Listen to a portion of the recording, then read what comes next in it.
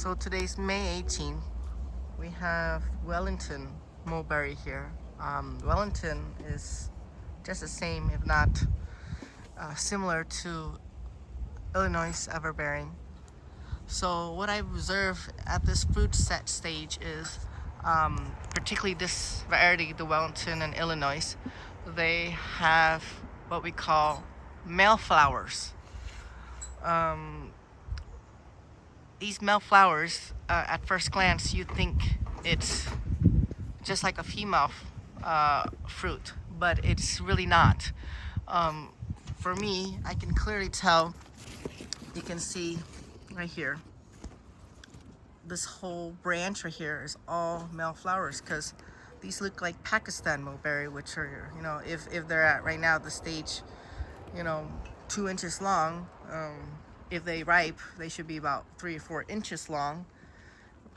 But these are actually male flowers. These are the male flowers right here. So they will drop off within 6 weeks. And this branch here, most of it is female flowers. With a female flower, you will see more like that, you see. So at this stage, the female flower should be very short in comparison to the male flowers. Here. So these within 6 weeks will drop off, and you will have only the female flowers.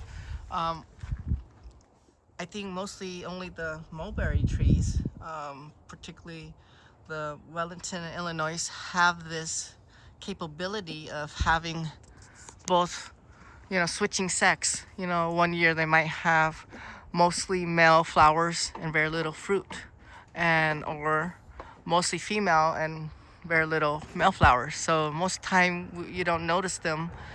Only this short stage you will see them. That's when they are needed to spread pollen. But these male flowers are the source of most allergies from people who grow them. So most people grow male or fruitless type of mulberries for the street or whatnot. They don't want staining, and that's what you'll get. But the female, they make a mess, but they don't actually cause any allergies in that sense. So we'll take a look at this in a couple weeks once the males drop off. And like I said, I don't see this much male flowers in other varieties of mulberries.